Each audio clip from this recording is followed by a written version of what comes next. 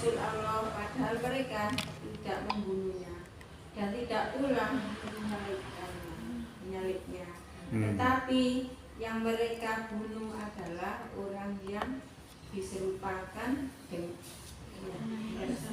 dengan Isa. Sesungguhnya mereka yang berselisih pendapat tentang pembunuhan Isa selalu dalam keraguan-raguan tentang yang dibunuh itu. Mereka benar-benar tidak tahu siapa sebenarnya yang dibunuh itu, melainkan mengikuti prasangka belaka. Jadi mereka tidak yakin telah membunuhnya. Berarti yang dianggap oleh orang Nasrani yang dipertenteng itu Nabi Isa. Allah mengatakan dudu. Lah dia mengatakan bahwa selamat Natal itu ya orang yang disalib itu tadi. Dikatakan Nabi Isa padahal bukan Nabi Isa. Kalau kita membenarkan paham mereka, mengucapkan Natal ala mereka, berarti membenarkan pendapatnya. Nah, kita menganggap bahwa Tuhan itu tiga, membenarkan kata Allah, laqad kafarol lazina qalu innallaha salisu salasa. Sungguh telah kafir orang yang mengatakan bahwa Allah adalah salah satu dari yang tiga. Orang yang mengatakan jangan orang Kristen kafir. Loh, Allah sendiri yang mengatakan kafir kok. Orang tidak berani mengatakan begitu loh. Dirubah-rubah kafir diganti non muslim. Ya ayyuhal kafirun, ya ayyuhal non muslim. Begitu jadinya. Repot. Coba saya terjemahkan ya. Wa qaulihim. Dan disebabkan ucapan mereka. Apa ucapannya? Inna qatalnal masiha Isa bin Maryam. Sesungguhnya kami telah membunuh Al-Masih Isa putra Maryam. Rasulullah. Wa ma qataluhu. Dan tidaklah mereka membunuh Isa. Wa ma sholabuhu, dan tidaklah mereka menyalib Isa. Walakin tetapi subbihalahum, dia diserupakan untuk mereka. Wa innal ladzina ikhtalafu fihi, dan sesungguhnya orang-orang yang berselisih di dalam masalah siapa yang dibunuh itu tadi, lafi sungguh berada di dalam syakin. Syakin itu ragu-ragu, keraguan-raguan, minhu daripada siapa yang dibunuh. Wa malahum, dan tidaklah bagi mereka itu bi dengannya min ilmi, mereka tidak memiliki ilmu tentang itu. Ilat tibaat doni, kecuali hanya mengikuti prasangkanya. Wa ma qataluhu, dan tidaklah mereka membunuhnya yakinan, dalam keadaan yakin. Jadi mereka tidak yakin bahwa dia membunuhnya. Nah, ini dijelaskan oleh Allah. Kasus-kasus terkait dengan masalah Isa disalib itu ternyata tidak. Isa tidak disalib. Ternyata orang diserupakan. Oh Isa ya bisa saja, Allah Maha Kuasa. Yang nyalib ini juga siapa yang Orang Yahudi. Yang nyalib itu orang Yahudi. Seharusnya orang Nasrani itu benci kepada Yahudi, tapi aneh justru Nasrani benci kepada Islam. Justru ya Nasrani bersekongkol dengan Yahudi untuk membenci Islam. Loh, aneh kan. Jadi yang diyakini sih membunuh, siapa Yahudi yang membunuh itu. Islam belum ada saat itu. Belum muncul Nabi Muhammad. Gitu loh. Ya, jadi jelas ya. Jadi pandangannya dia sudah keliru. Pandangannya Nabi Isa itu anak Tuhan. Nabi Isa itu disalib. Mari kita ucapkan selamat atas kelahirannya Yesus itu tadi. Ternyata keliru. Kalau kita ucapkan itu berarti kita tuh membenarkan itu loh. Maksudnya. Kalau kemudian kita dipaksakan untuk mengucapkan selamat Natal yang dipahami oleh orang Kristen seperti di atas tadi, maka itu artinya kita telah membenarkan doktrin mereka, padahal Nabi Isa telah diangkat oleh Allah berada di sisinya. Jadi ketika mau dibunuh tadi, terus ada seorang yang memang ditugaskan begitu, diserupakan. Nabi Isa kemana? Diangkat oleh Allah. Bal, nah ini ditegaskan oleh Allah dalam Quran surat 4 ayat 158 ayat selanjutnya tadi. Bal rafa'ahu Allahu ilaihi wa kana Allahu azizan hakimah. Tetapi yang sebenarnya Allah telah mengangkat Isa kepadanya dan adalah Allah Maha Perkasa lagi Maha Bijaksana. Ini kok ayat yang terus ini mau. Ayat 157 dan ini 158. Nah itu jelaskan cetha welo-welo Bapak Nabi Isa gak disalib. Wong Kristen ngomong disalib itu. Kita ucapkan selamat Natal di sing dipahami seperti itu. Kan keliru lho, mriki wis kesalahan. Kok coba bener dia sebagai nabi, mengaku sebagai nabi, kita ucapkan selamat Natal untuk Isa sebagai Rasul Allah. Nah dia sebagai anak Tuhan dan dia keliru bahwa katanya dia disalib padahal dia tidak disalib. Lah kemana? Bal rafa'allahu ilahi wa kana Allahu azizan hakimah. Bahkan Allah mengangkatnya kepadanya dan adalah Allah zat yang Maha Perkasa lagi Maha Bijaksana. Berarti mirip Ismail ya Pak, meledos langsung diangkat. Karuan itu diganti jelas welo-welo. Maksudnya langsung Wan niku sing mateni ya bingung iki. Sopo tak pateni? Ragu sakin niku ragu. Sopo iki pateni? Loh niku lho. Jadi kita harus paham. Jadi kalau kita mengucapkan menolak atau menerima itu kita harus ngerti. Nah nanti kalau orang mempersalahkan kita dakwai seperti apa yang kami sampaikan kan gitu. Panjenengan sudah berdakwah termasuk. Ngoten nggih. Oh, nah niki kita lihat kisahnya Hamka. Kisahnya Hamka niku ngeten. Kisahnya Hamka kenapa saya sampaikan di kisahnya Hamka ini? Karena Hamka ini kasusnya sama dengan masalah Natal. Beliau pernah memfatwakan waktu itu dia sebagai ketua MUI pusat. Beliau pernah memfatwakan bahwa mengucapkan Natal itu adalah haram. Kemudian pemerintah saat itu menghendaki agar fatwa itu dicabut untuk diganti dengan fatwa bahwa mengucapkan selamat hari Natal diperbolehkan. Oh, kadang ngoten niku sakniki ket bayan yo. Kadang. Nah, dek fatwa-fatwa gak cocok sampai pemerintah nggih dikon nyabut. Nah, biasanya nyabut yo ono duwike biasa ae tapi kerangan malih. Tapi ya Hamka betul purun. Apa diplomasinya kita lihat. Maka Hamka menolak dengan mengatakan bahwa fatwa tetap berlaku. Yang dicabut hanya peredarannya. Loh, diplomasi luar biasa. Jadi fatwa tidak dicabut.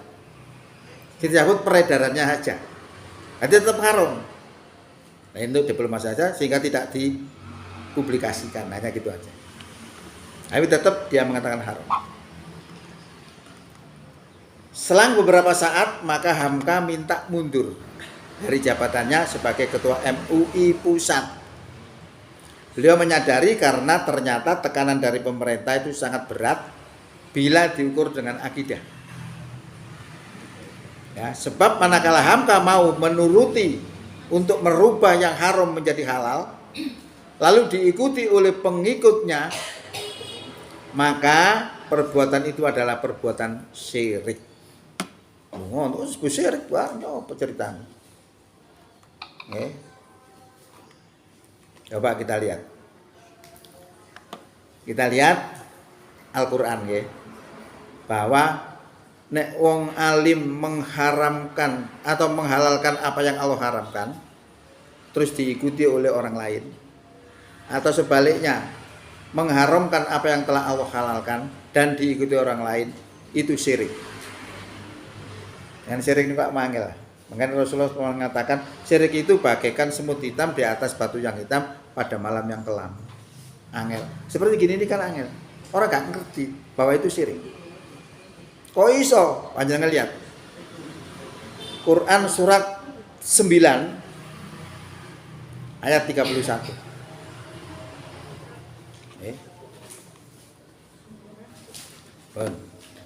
Jangan mau artine. Surat 9 ayat 31. Surat 9 itu surat At-Taubah.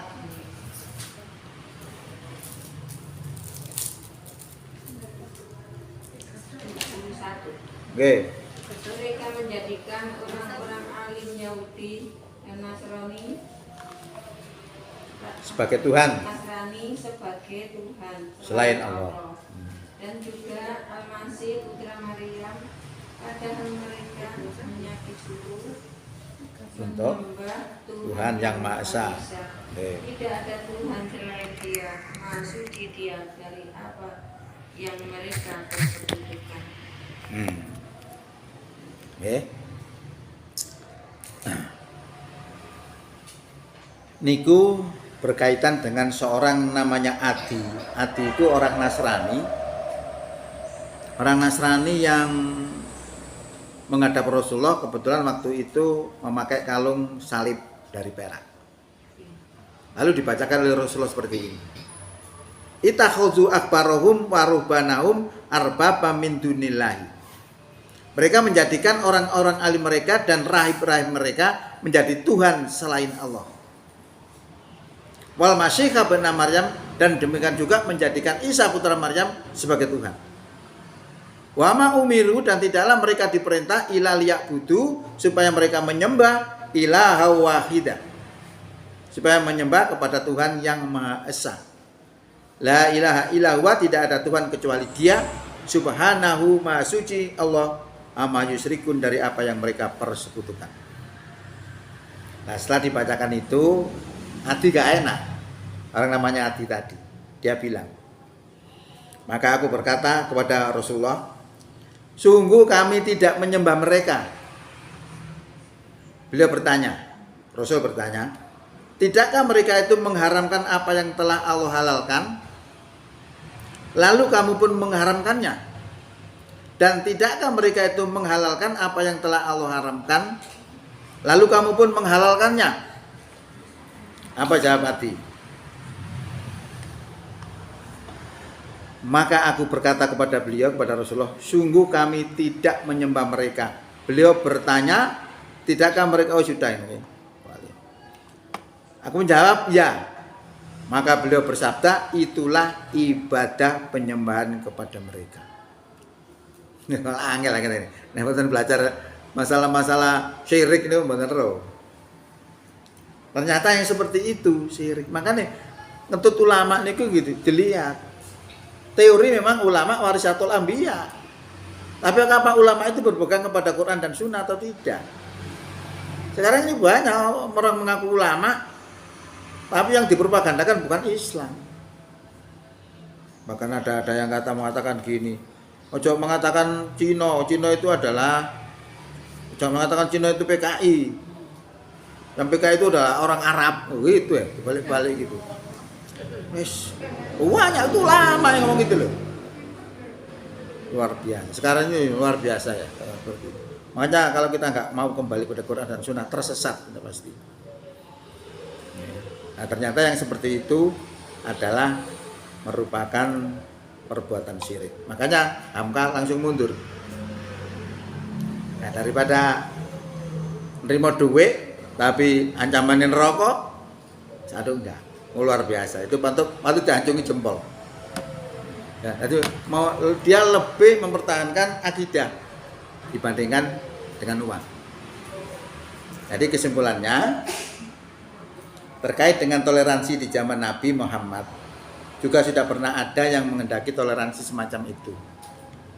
Zaman Natal misalnya agar terjadi saling menghormati, maka diminta kepada Nabi itu, ya, untuk menyembah berhala-berhalanya orang kafir sehari. Ini toleransi. Lalu orang kafir menyembah Tuhan Allah sehari. Kan begitu saling menghormati. Sekarang terjadi. Wong Islam nang ngene gereja, wis bersih-bersih. Engko wong Kristen mungkin nang masjid. Seperti itu. Ya. Nah dulu juga seperti itu, supaya terjadi toleransi. Ayo Dino, Nabi, Muhammad, kamu nyembah Tuhanku. Gua aku sedino tak nyembah Tuhanmu. Ternyata toleransi yang semacam itu ditolak dalam Islam, lalu Allah turunkan surat Al-Kafirun. Kalau zaman waktu surat Al-Kafirun apa artinya? Surat Al-Kafirun juz ama nggih, terakhir. Dukure terakhir. Juz am, ngene juz ama. Mak. Sak durung kula Allah akad niku surat Al-Kafirun. Katakanlah Muhammad, Nggih. wahai orang-orang kafir, Wahai orang-orang kafir. aku tidak akan menyembah apa yang kamu sembah. Nah, aku tidak akan menyembah apa yang kamu sembah. Dan kamu bukan penyembah apa yang aku sembah. Kamu bukan penyembah apa yang aku sembah. Dan aku tidak pernah menjadi penyembah Apa yang kamu sembah. Nggih. Dan kamu tidak pernah pula menjadi penyembah apa yang aku sembah. Untukmu agamamu dan untukku agamaku. Ya. Niku tadi masya toleransi niku nggih enten tapi toleransi ala Islam, bukan ala mereka. Nah, kita sering-sering dikendalikan harus toleransi, maka Islam dituduh gak toleransi. Loh, toleransi Islam luar biasa. Contoh ya, la ikraha fiddin. Tidak ada paksaan dalam agama. Karena agama tidak dipaksa berarti toleransi. Moderat niku. Bagaimana hubungan kita dengan orang kafir? Apakah ada toleransinya? Apakah ada bentuk-bentuk moderat? Ada. La yanhaakumullahu 'anil ladzina lam yuqatilukum fid dini wa lam yukhrijukum min diyarikum an tabarruhum wa tuqsitu ilaihim innallaha yuhibbul muqsitin.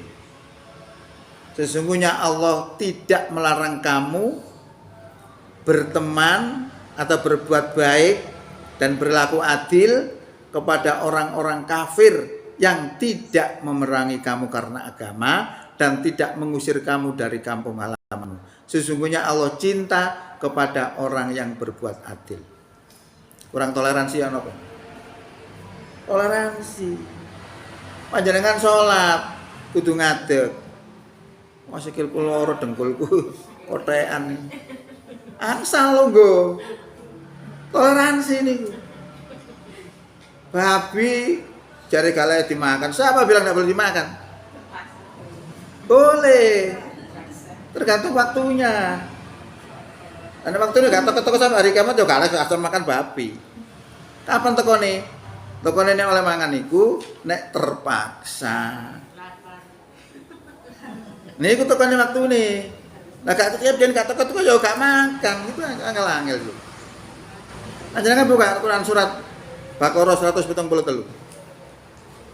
Al-Baqarah 173. Bagaimana babi itu masalah kan? Itu toleransi itu. 173. Al-Baqarah 173. Sesungguhnya dia hanya mengharamkan Oke. atasmu Oke. darah Oke. daging babi Dan? dan daging hewan yang disembelih Dengan menyebut nama selain 4 kita diharamkan. Tetapi barang siapa terpaksa memakannya bukan karena menginginkannya dan tidak pula melampaui batas, maka tidak ada dosa baginya. Sungguh Allah Yo. Kita mau ngomong mangan terpaksa melanggar mboten niku. Mboten, berarti oleh dulu. Cuma waktunya saja. Lah mengerti waktu-waktu ini penting, termasuk orang yang melakukan kekerasan, bom macam-macam itu, bawa ayat itu. Cuma dia nggak ngerti waktu ini. Panjenengan tahu sing bom ten Bandung wingi niku gak? Pireng nggih? Gak pro. Taman kandhani niku. Niku soale dia menerapkan ayat Quran 9 ayat 29. Karena waktu ngebom itu ternyata ditemukan ayat itu di TKP itu. Ini gue yang dipakai. Gak ngerti waktu. Nggih 29. Nyala maos nih, coba. Surat 9 ayat 29.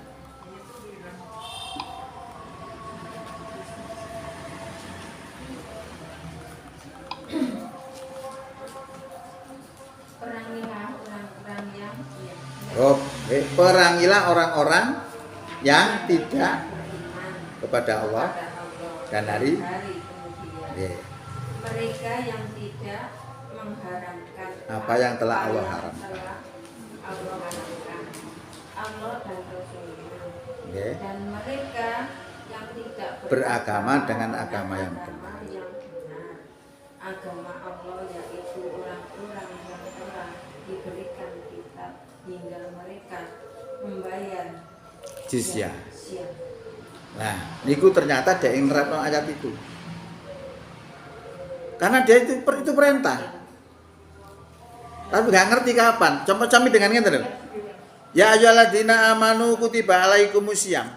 Wong sing beriman diwajibkan kepada kamu semua poso. Terus sampean karena itu wajib jenengan sekarang puasa. Karena ayat itu. Bener apa salah? Ya kawani ngomong. Nggih salah durung Ramadan iku poso Ramadan niku. Padahal enten ayate ya. Tapi diterapno gak pas waktune salah. Ngoten lho. Iku sing dipraktekkan orang-orang yang aliran keras tadi itu tidak mengerti waktu. Makanya jangan heran dia mengatasnamakan jihad fisabilillah kalah. Karena tidak mengerti waktu. Setelah waktu ngerti, kemudian tambah lagi 2 syarat yang mereka tidak mengerti juga. Apa syaratnya? Kualitas dan kuantitas. Kualitasnya harus sabar, kuantitasnya 1 dibanding 10 kalau sabar, kalau tidak sabar 1 dibanding 2. Tidak paham itu. Makanya sama dengan Nabi itu menerapkan Quran kan tidak dari Fatihah kan. Gak tahu toto gak kena ngomong ke nih.